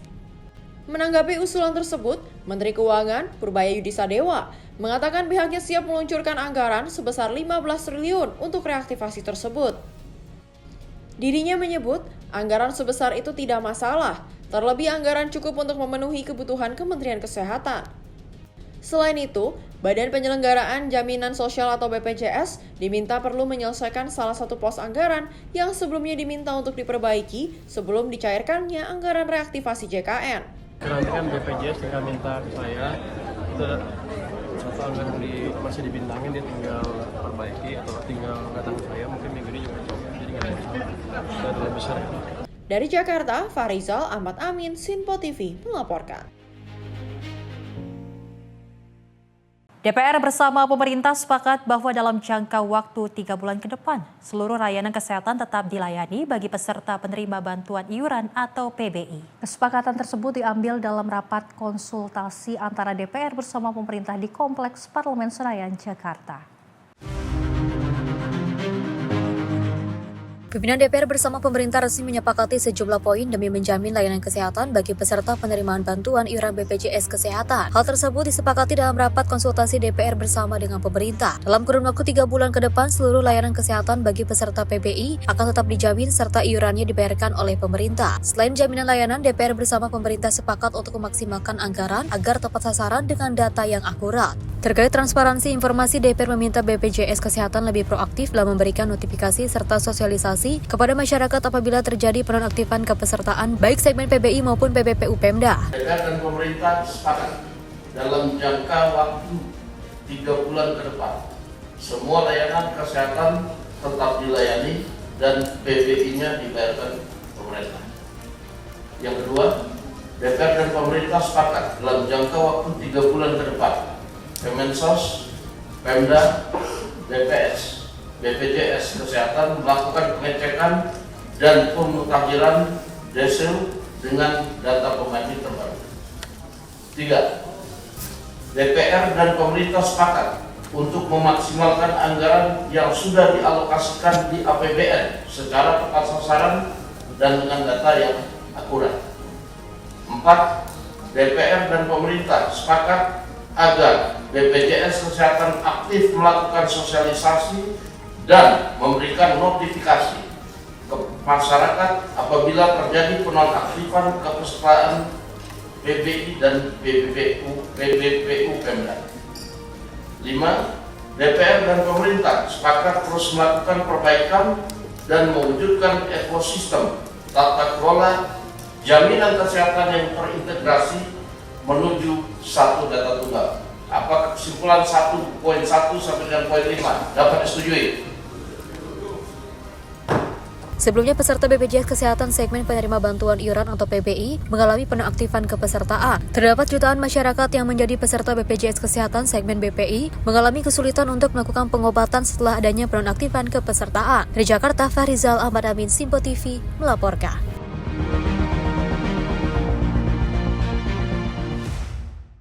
Sementara itu, pimpinan DPR bersama pemerintah menggelar rapat konsultasi dalam rangka perbaikan ekosistem tata kelola jaminan sosial kesehatan yang terintegrasi di Kompleks Parlemen Senayan, Jakarta pada Senin pagi. Rapat tersebut juga sekaligus menindaklanjuti perihal banyaknya peserta BPJS Kesehatan segmen penerima bantuan iuran yang dinonaktifkan.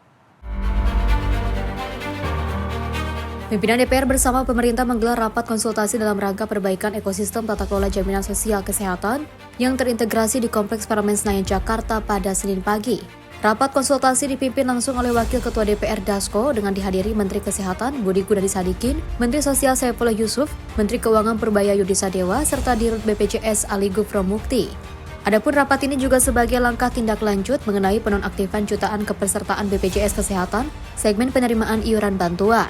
Diagendakan rapat konsultasi antara pimpinan DPR RI, pimpinan Komisi 8, pimpinan Komisi 9, dan pimpinan Komisi 11 DPR RI dengan Menteri Keuangan, Menteri Sosial, Menteri Kesehatan, Menteri Perencanaan Pembangunan Nasional, dan Kepala dan Wakil Kepala Badan Pusat Statistik serta Direktur Utama BPJS Kesehatan sebagai respon DPR RI atas dinamika yang terjadi di masyarakat terkait penonaktifan kepesertaan BPJS Kesehatan segmen PBI atau penerima bantuan iuran jaminan kesehatan.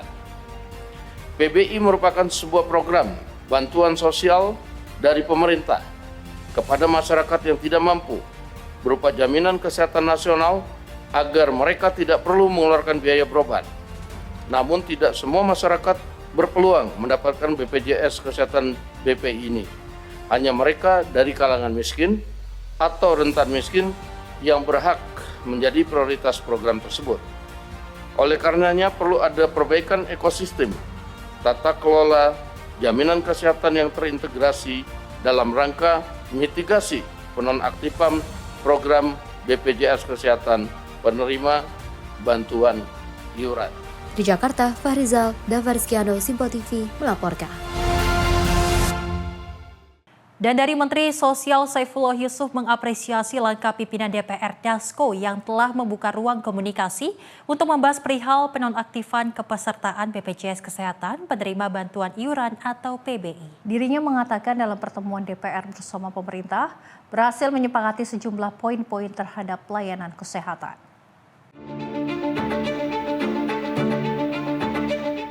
DPR bersama pemerintah menggelar pertemuan dalam rapat konsultasi yang membahas tindak lanjut terkait penonaktifan kepesertaan BPJS Kesehatan penerima bantuan iuran atau PBI. Rapat tersebut berlangsung di Kompleks Parlemen Senayan, Jakarta yang dipimpin oleh Wakil Ketua DPR Dasko. Pertemuan ini menghasilkan kesepakatan antara DPR dan pemerintah, salah satunya yakni seluruh layanan rumah sakit tidak boleh menolak pasien, khususnya bagi peserta BPJS Kesehatan segmen BPI yang memiliki penyakit kronis. Menteri Sosial Syaifullah Yusuf mengatakan seluruh pembiayaan bagi peserta BPJS Kesehatan segmen PBI dibiayai oleh pemerintah. Saya terima kasih kepada Prof. Dasko ya, yang hari ini mengumpulkan kita semua dan memberikan dukungan untuk mengatasi dinamika-dinamika yang ada di lapangan. Ya, sampai 3 bulan ke depan kita diberi kesempatan untuk merespon ya keluhan atau kekurangan-kekurangan dari mekanisme yang kita buat.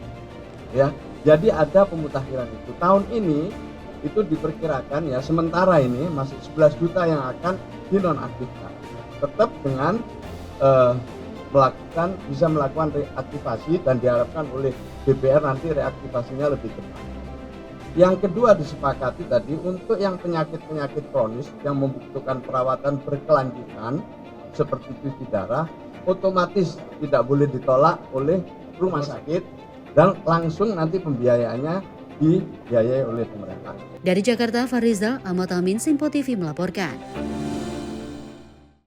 Menteri Sosial Syaifullah Yusuf mengungkapkan terdapat lebih dari 54 juta warga miskin yang berada pada desil 1 hingga desil 5 belum masuk sebagai penerima bantuan iuran Jaminan Kesehatan Nasional. Temuan ini pemirsa berdasarkan pengukuran menggunakan data terpadu kesejahteraan sosial atau DTKS tahun 2025.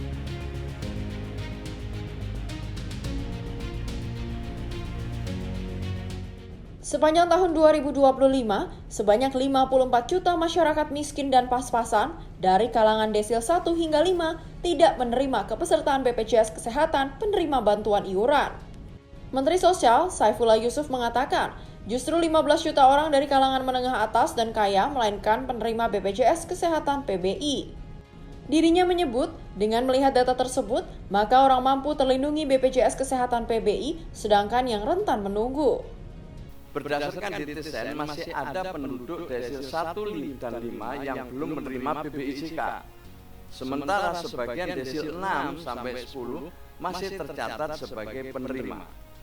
Desil 1 sampai 5 yang belum menerima BPI cukup besar, yaitu sebesar 54 juta jiwa lebih. Sementara desil 10, desil 6 sampai 10 dan non desil, nanti mohon ini BPS bisa menjelaskan lebih rinci, mencapai 15 juta lebih. Itu yang sebelah kanan bisa dilihat, di mana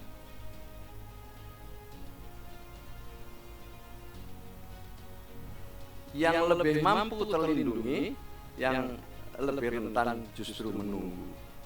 Ini adalah data yang kita peroleh pada tahun 2025.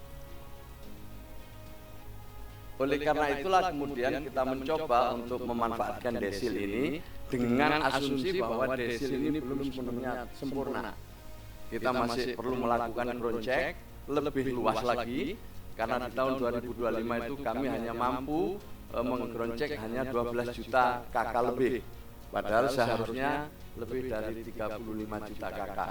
Maka itulah kita kemudian kerjasama dengan daerah untuk melakukan verifikasi dan validasi cepat. Tetapi saya rasa itu masih belum cukup dan seharusnya harus ada lagi suatu upaya yang lebih nyata sehingga data kita makin tahun makin akurat.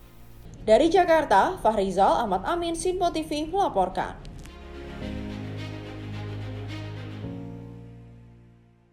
Sementara itu pemirsa, dari Wakil Ketua Komisi 10 DPR lalu Hadrian Irfadi menyoroti perihal seorang guru yang berstatus pegawai pemerintah dengan perjanjian kerja paruh waktu di Sumedang, Jawa Barat hanya digaji Rp15.000. Lalu mengatakan pihaknya mengusulkan agar dibentuknya Badan Guru Nasional yang berada di bawah naungan langsung Presiden Prabowo agar kesejahteraan guru dapat teratasi. Seorang guru berstatus pegawai pemerintah dengan perjanjian kerja paruh waktu di Sumedang, Jawa Barat viral di media sosial usai menerima gaji hanya Rp15. Merespon hal itu, Wakil Ketua Komisi 10 DPR, lalu Hadrian Irfani, menyayangkan atas gaji yang diterima oleh guru tersebut. Lalu menyebut, pihaknya pun mengusulkan agar manajemen guru berada dalam suatu pengelolaan yang benar dari pemerintah pusat. Dirinya menilai, jika perlu dibentuknya Badan Guru Nasional yang berada langsung di bawah naungan Presiden Prabowo Subianto agar kesejahteraan guru dapat terjamin. polemik tentang kesejahteraan guru terus bergulir. Kami di Komisi 10 DPR RI sejak awal menyampaikan jika carut-marut pengelolaan guru ini terus terjadi, maka kami mengusulkan kepada pemerintah bahwa manajemen guru tarik ke pemerintah pusat. Manajemen guru harus berada dalam satu pengelolaan yang benar oleh pemerintah pusat. Bila perlu, dibentuk Badan Guru Nasional yang langsung berada di bawah Presiden. Sehingga mulai dari rekrutmen, kemudian penugasan, kemudian mutasi, kemudian pemberian reward maupun punishment terkelola dengan manajemen yang baik di bawah Badan Guru Nasional. Mungkin ini menjadi solusi yang baik terhadap pengelolaan guru kita, sehingga kesejahteraan guru bisa terjamin. Karena perlu diingat bahwa pendidikan yang kuat, keberhasilan pendidikan salah satunya ditopang oleh peningkatan kesejahteraan guru. Oleh sebab itu, saya dan teman-teman di Komisi 10 DPR RI berupaya berikhtiar agar pengelolaan guru ini bisa lebih baik di masa-masa yang akan datang. Investasi di bidang pendidikan tentu dalam rangka mempersiapkan generasi emas menuju Indonesia Emas tahun 2045. Dari Jakarta, Farizal, Sipo TV melaporkan. Menteri Pekerjaan Umum Dodi Hanggodo meninjau langsung longsoran tanah di Desa Pondok Bali, Kecamatan Ketol, Kabupaten Aceh Tengah. Dodi menyatakan pemerintah pusat akan melakukan penanganan lubang tersebut secara komprehensif. Menteri Pekerjaan Umum Dodi Hanggodo meninjau lokasi lubang raksasa yang terus meluas di Desa Pondok Bali, Kecamatan Ketol, Kabupaten Aceh Tengah pada Jumat 6 Februari 2026. Lubang raksasa di Aceh Tengah dilaporkan terus meluas hingga menggerus jalan penghubung Kabupaten Aceh Tengah, Kabupaten Bener Meriah. Lubang tersebut dilaporkan telah mencapai luas 30 meter persegi. Dodi menambahkan saat mengunjungi lokasi lubang dirinya merasakan getaran. Saya minta pekerjaan fisiknya segera dilakukan. Nah, tadi kan pada saat kita ke sana kan ada terasa gempa ya. Berarti area di situ kan memang tidak 100% secure gitu kan. Jadi di bawah ini masih ada pergerakan air. Pergerakan airnya masih kita stop. Menurutnya getaran menunjukkan bahwa masih terdapat pergerakan air di dasar lubang. Lebih lanjut, Menteri PU menyatakan Presiden Prabowo Subianto telah memberikan arahan agar lubang raksasa tersebut ditangani secara komprehensif. Lubang raksasa di Aceh Tengah diketahui pertama muncul sebagai lubang kecil pada awal 2000-an. Lubang kemudian meluas secara bertahap. Berdasarkan laporan masyarakat sekitar, lubang yang meluas pernah memutus akses Jalan Belang Mancung Simpang Balik, penghubung Kabupaten Aceh Tengah Bener Meriah pada 2026. Pemerintah setempat dilaporkan sempat melakukan rehabilitasi dan rekonstruksi selama periode tersebut. Berdasarkan analisis awal Badan Geologi, fenomen lubang yang meluas ini bukan sinkhole, tetapi piping erosion atau erosi buluh, erosi bawah permukaan. Tim redaksi Sinpo TV melaporkan.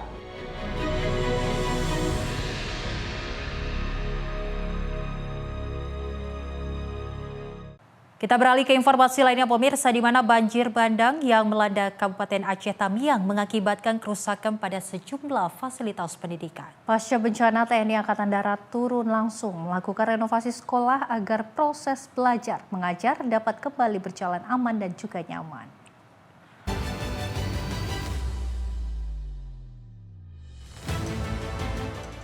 Pasca diterjang banjir bandang, TNI Angkatan Darat melalui Batalion Kavaleri 11 Macan Setia Jakti melaksanakan renovasi SD Negeri 1 Lok Medang Ara. Kegiatan renovasi dilaksanakan di Desa Tua Langcut, Kecamatan Manyak Pait, Kabupaten Aceh Tamiang pada Minggu 8 Februari 2026. Sebanyak 40 personel Yonkaf 11 Macan Setia Jakti diterjunkan langsung untuk memperbaiki fasilitas sekolah yang rusak akibat banjir. Perbaikan meliputi ruang kelas, dinding bangunan, atap sekolah, serta pengecatan ulang guna menciptakan lingkungan belajar yang lebih aman dan nyaman. Proses renovasi dilaksanakan secara gotong royong bersama pihak sekolah dan masyarakat setempat, di mana pihak sekolah menyampaikan apresiasi dan ucapan terima kasih atas kepedulian Yonkaf 11 Macan Setia Jakti. Renovasi ini dinilai sangat membantu karena kondisi sarana prasarana yang terbatas pasca bencana yang terjadi beberapa waktu lalu. Jihan Nabila, Sinpo TV melaporkan.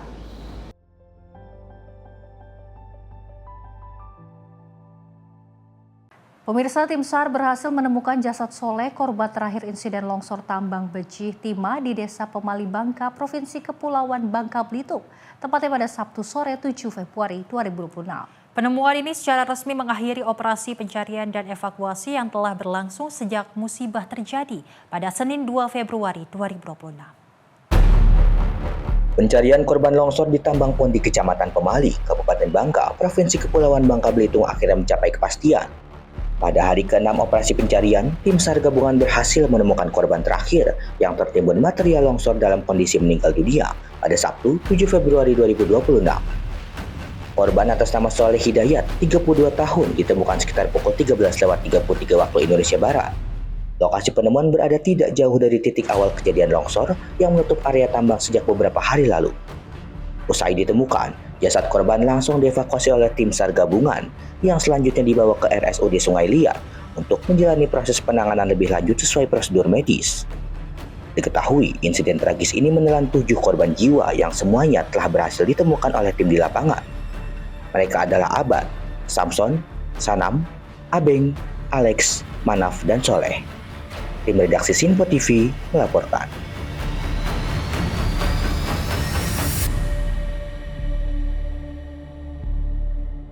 Pemirsa, kepuasan publik terhadap kinerja Prabowo 79,9%. Informasi selengkapnya usai jeda. Tetaplah bersama kami di Menyapa Indonesia Pagi.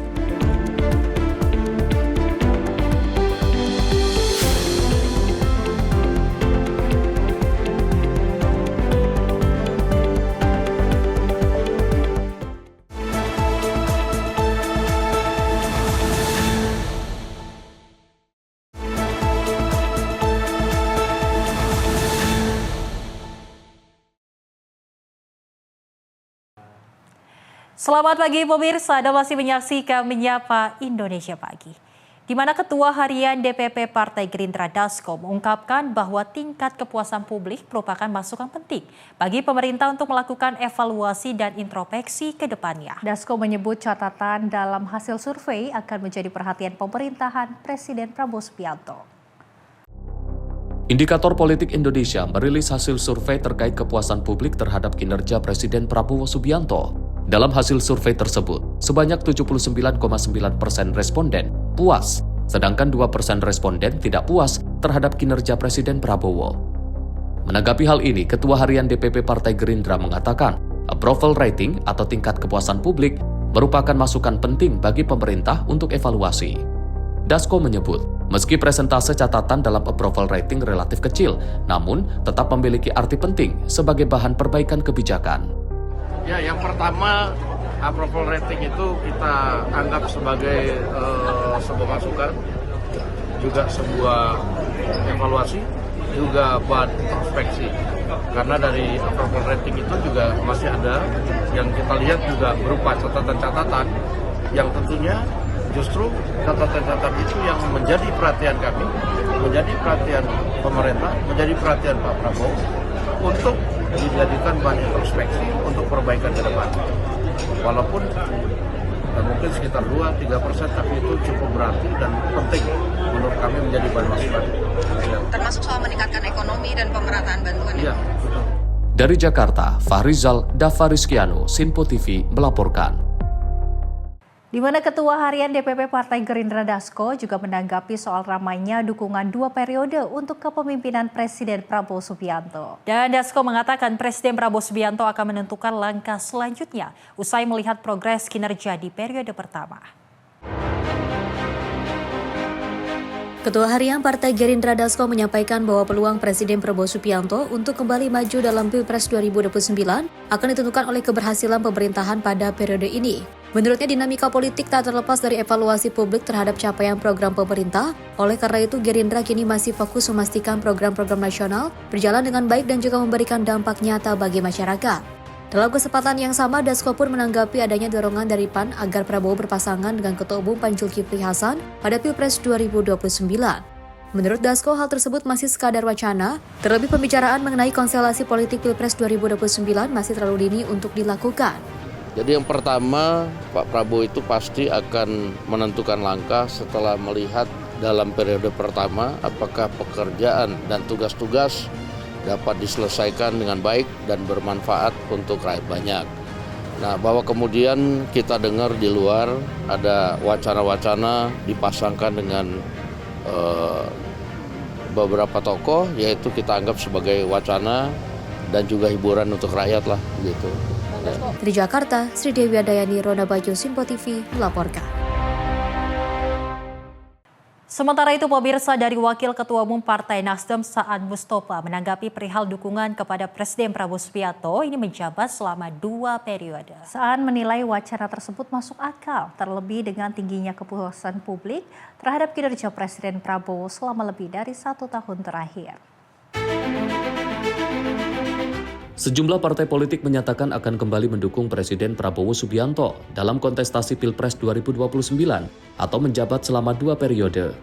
Selain itu, tingkat kepuasan publik juga dinilai tinggi, sebesar 79,9% berdasarkan survei Indikator Politik Indonesia.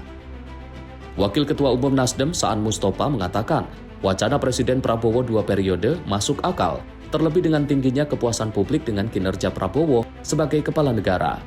Saan menilai sejauh ini tidak ada persoalan yang menghambat wacana tersebut. Tidak ada masalah ya. Kalau dilihat dari voter rating hari ini kan hampir 80% tingkat kepuasan. Jadi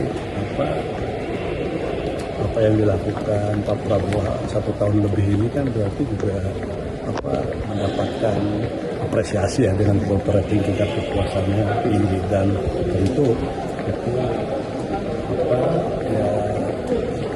membahagiakan semua lah ya dengan jadi makanya dengan pertimbangan itu wacana 2 periode itu kan ya akal.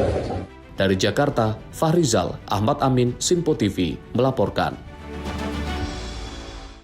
Pemirsa, Presiden Prabowo Subianto kembali menegaskan komitmennya untuk menurunkan biaya haji bagi jemaah Indonesia. Pernyataan tersebut disampaikan dalam acara Mujahadah Kubro 1 Abad Nahdlatul Ulama di Stadion Gajayana Malang, Jawa Timur. Dalam acara Mujahadah Kubro 1 Abad Nahdlatul Ulama di Stadion Gajayana Malang, Jawa Timur, Presiden Prabowo Subianto menegaskan komitmennya untuk menurunkan biaya haji bagi jemaah Indonesia. Ia menyampaikan bahwa Indonesia untuk pertama kalinya memperoleh lahan di kota suci Mekah yang akan dibangun sebagai kampung haji Indonesia guna meningkatkan kenyamanan sekaligus menekan biaya akomodasi jemaah. Presiden Prabowo menjelaskan bahwa izin kepemilikan lahan ini merupakan yang pertama kali diberikan pemerintah Arab Saudi kepada bangsa lain, bahkan diikuti penyesuaian regulasi sebagai bentuk penghormatan kepada Indonesia. Pembangunan Kampung Haji Indonesia ditargetkan rampung dalam 3 tahun, dengan tahap awal menyediakan sekitar 1.000 kamar yang akan terus ditambah secara bertahap. Kita akan membangun Kampung Haji di Mekah. Nanti dijamin semua jamaah akan mendapat hunian yang layak, tempat yang baik, pelayanannya akan terbaik, dan saya bertekad menurunkan biaya haji untuk rakyat Indonesia. Terima kasih Nahdlatul Ulama yang selalu setia menjaga martabat dan kebesaran bangsa Indonesia. Selain membahas haji, Presiden Prabowo menekankan bahwa pemerintah akan selalu mengutamakan kepentingan rakyat. Ia juga mengapresiasi peran Nahdlatul Ulama selama 1 abad dalam menjaga persatuan, toleransi, dan kedamaian bangsa, menegaskan bahwa perbedaan bukan halangan untuk hidup rukun sebagai satu bangsa. Tim redaksi Simpo TV melaporkan. Warga NU menilai sinergi antara ulama dan umara memberi kekuatan moral bagi masyarakat. Kolaborasi ini dianggap penting untuk mendorong kebangkitan dan persatuan bangsa.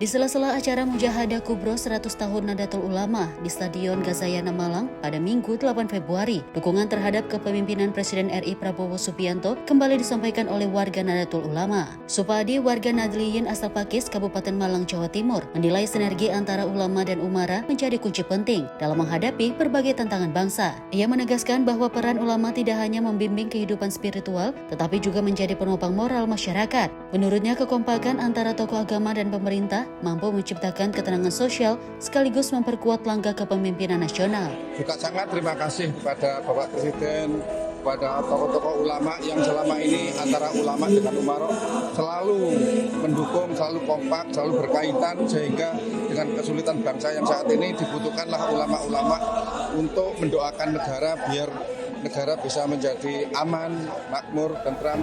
Ini salah satu bentuk kepedulian Bapak Presiden yang mana mudah-mudahan dengan program-program beliau, Bapak Presiden selalu didukung oleh ulama sehingga ulama dan umaro selalu bersatu.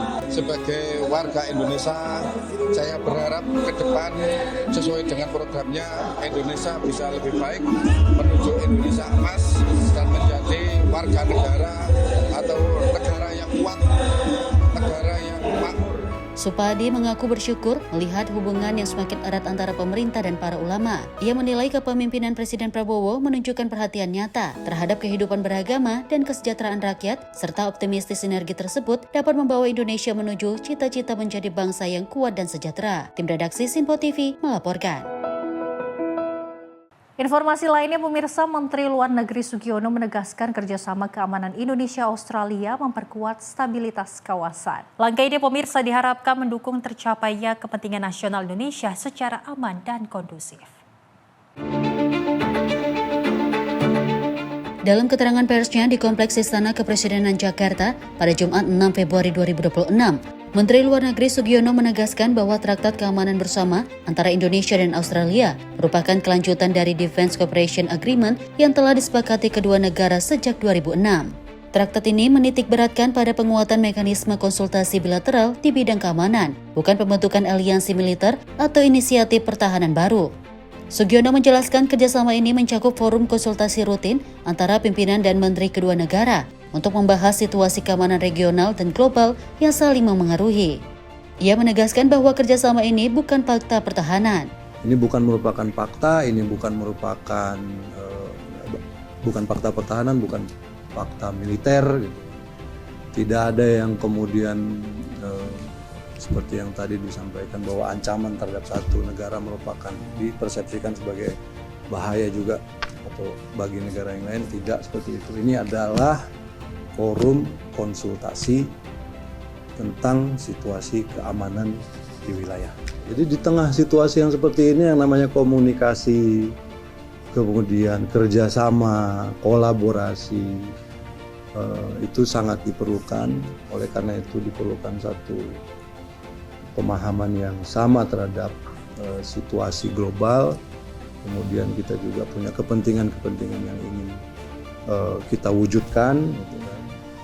Oleh karena itu, seperti yang disampaikan oleh Pak Presiden, kita ingin jadi tetangga yang baik. Oleh karena itu ya kita saling membicarakan tantangan-tantangan yang kita hadapi, bagaimana mengatasi tantangan-tantangan tersebut dan bagaimana bekerja sama untuk bisa mengambil sesuatu yang baik dari situasi yang ada sekarang. Menlu menambahkan bahwa kerjasama keamanan ini memberikan manfaat bagi Indonesia dan kawasan, karena kepentingan nasional memerlukan stabilitas, perdamaian, dan lingkungan regional yang kondusif.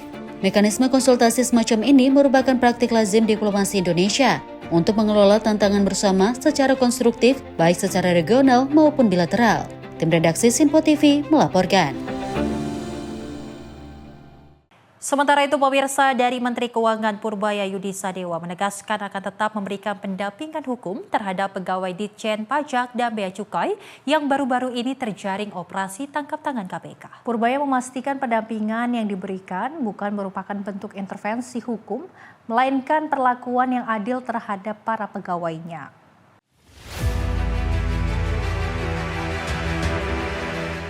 Usai melantik 40 orang pejabat Direktorat Jenderal Pajak di kantor Kemenkeu, Juanda, Jakarta Pusat pada Jumat sore, Menteri Keuangan Purbaya Yudhisadewa menegaskan akan tetap memberikan pendampingan hukum terhadap pegawai Ditjen Pajak dan Bea Cukai yang baru-baru ini terjaring operasi tangkap tangan atau OTT oleh Komisi Pemberantasan Korupsi. Purbaya memastikan pendampingan yang diberikan bukan merupakan bentuk intervensi hukum, melainkan perlakuan yang adil terhadap para pegawainya. Purbaya pun meminta pada pegawainya untuk tidak takut selagi mereka mengerjakan hal-hal yang sesuai dengan aturan. Ini ketika orang bea cukai atau atau pegawai Kementerian Keuangan mengalami hal tersebut, saya nggak akan tinggalkan Anda sendirian. Saya akan masuk, saya akan dampingin Anda lewat pendampingan ya. Tapi kami tidak bisa intervensi masalah hukumnya. Jadi kalau bapak-bapak mengerjakan hal-hal sesuai aturan, bapak-bapak ibu-ibu nggak usah takut. Kita akan jaga betul, nggak akan ada pegawai pajak atau bea cukai yang di-abuse, kecuali memang melakukan kesalahan. Saya sih berharapnya tadi akan cepat sekali atau perbaikan yang cepat dan pegawai pajak atau bea cukai mengalai kalau bahasa Indonesia menyarahkan posisinya dengan kebijakan saya dan manajemen baru di atas. Eselon 1 di atas yang baru. Sebelumnya, Komisi Pemberantasan Korupsi menggelar serangkaian operasi tangkap tangan terhadap pegawai Direktorat Jenderal Pajak di Banjarmasin dan pegawai Direktorat Jenderal Bea Cukai di Jakarta. Khusus untuk pegawai pajak, KPK telah menetapkan 3 orang sebagai tersangka dalam kasus dugaan tindak pidana korupsi terkait pengajuan restitusi pajak di kantor pelayanan Pajak Madya Banjarmasin, di mana salah satunya merupakan Kepala Kantor KPP Madya Banjarmasin Mulyono. Sementara terkait OTT pejabat Bea Cukai di Jakarta, KPK telah menetapkan 6 orang sebagai tersangka dalam dugaan rasuah importasi barang di lingkungan Ditjen Bea Cukai. Dari Jakarta, Dio Malau, Sinpo TV melaporkan. Otoritas Jasa Keuangan atau OJK menjatuhkan sanksi denda dengan total nilai mencapai 542,49 miliar rupiah atas berbagai pelanggaran di pasar modal. Sanksi tersebut dikenakan selama periode tahun 2022 hingga akhir Januari 2026. Deputi Komisioner Perizinan dan Pengawasan Pengelolaan Investasi Pasar Modal dan Lembaga Efek OJK, Edi Manindo Harahap menyampaikan sepanjang tahun 2022 hingga akhir Januari 2026, OJK telah menjatuhkan sanksi denda total sebesar 542,49 miliar. Sanksi tersebut dikenakan kepada 3.418 pihak atas berbagai pelanggaran di pasar modal. Edi menyebutkan bahwa sebagian besar denda terkait dengan pelanggaran substantif, termasuk manipulasi perdagangan saham. Selain itu, Edi menegaskan OJK juga menjatuhkan sanksi lain berupa pembekuan dan pencabutan izin serta perintah tertulis. Langkah ini dilakukan untuk menjaga integritas serta melindungi investor di pasar modal Indonesia. Total denda yang dikenakan sebesar 542,49 miliar kepada 3.418 pihak. Baik itu karena keterlambatan pelaporan, untuk keterlambatan pelaporan itu totalnya jumlahnya denda 159,91 miliar, maupun terkait dengan pelanggaran-pelanggaran substansif yang total dendanya sebesar 382,58 miliar. Di mana dari 382,58 miliar ini itu 240,65 miliar itu dikenakan karena terkait manipulasi perdagangan saham yaitu kepada 151 pihak. Sanksi lainnya yang juga kami kenakan antara lain berupa pembukuan izin, itu ada 9 pembukuan izin, kemudian ada pencabutan izin, ada 28 pencabutan izin, dan juga ada 119 perintah tertulis. Kemudian berikutnya dalam rangka penegakan hukum pidana, dapat kami informasikan OJK telah menyelesaikan 5 kasus pidana yang telah ingkrah. Sedangkan yang masih berproses saat ini adalah 42 kasus dugaan tindak pidana yang masih dalam proses pemeriksaan, di mana 32 kasus di antara 42 ini terindikasi terkait manipulasi perdagangan saham. Dari Jakarta, Jihan Nabila Mutia Anggaini, Sinpo TV melaporkan. Masih dari Otoritas Jasa Keuangan atau OJK, pemirsa, yang mengimbau investor untuk tetap tenang dan rasional dalam menyikapi dinamika pasar modal yang terjadi belakangan ini. OJK menegaskan keputusan investasi tidak perlu diambil secara reaktif agar stabilitas pasar dan kepercayaan investor tetap terjaga. Pelaksana tugas Kepala Eksekutif Pengawas Pasar Modal, Keuangan Derivatif dan Bursa Karbon OJK, Hasan Fauzi menyampaikan, OJK bersama Self-Regulatory Organization atau SRO, Bursa Efek Indonesia, Clearing Penjamin Efek Indonesia, serta Kustodian Sentral Efek Indonesia terus memantau pergerakan pasar modal secara ketat. Menurut Hasan, OJK akan terus merespon setiap perkembangan pasar dengan cepat dan mengambil langkah kebijakan yang diperlukan demi menjaga stabilitas dan kepercayaan investor. Hasan juga mengimbau kepada publik, para investor untuk selalu bersikap tenang, rasional, dan tidak reaktif dalam mengambil keputusan investasi. Menurutnya, pasar modal Indonesia dalam jangka menengah dan panjang masih memiliki prospek yang baik serta tetap menarik sebagai alternatif investasi. Kedepan kami di OJK bersama SRO, Bursa Efek Indonesia, Clearing Penjaminan Efek Indonesia, dan Kustodian Sentral Efek Indonesia, tentu bersama seluruh pelaku usaha industri di pasar modal, akan terus memantau pergerakan pasar ini, akan terus merespon secara cepat, mengambil langkah-langkah kebijakan yang diperlukan. Sekali lagi kami mengimbau tentu pada kesempatan yang baik ini, terutama kepada publik dan khususnya investor kita, untuk selalu bersikap tenang, rasional, dan tidak reaktif dalam mengambil setiap keputusan investasinya. Kita meyakini bahwa pasar modal kita secara jangka menengah panjang masih sangat prospektif dan akan menarik sebagai sarana alternatif investasi dari para investor. Tentu ini juga didukung oleh kinerja perekonomian domestik yang terjaga, basis investor kita yang terus bertumbuh dengan baik, dan kita harapkan ke depan kondisi fundamental para perusahaan tercatat emiten tetap positif dari waktu ke waktu. Dari Jakarta, Jihan Nabila Mutia Anggiani, Sinpo TV melaporkan. Pemirsa, pemerintah memulai langkah strategis dengan memperkuat pasokan protein nasional melalui program hilirisasi ayam terintegrasi. Program ini, pemirsa, digulirkan di 6 titik nasional, salah satunya di Kabupaten Malang untuk mendukung swasembada protein dan program makan bergizi gratis.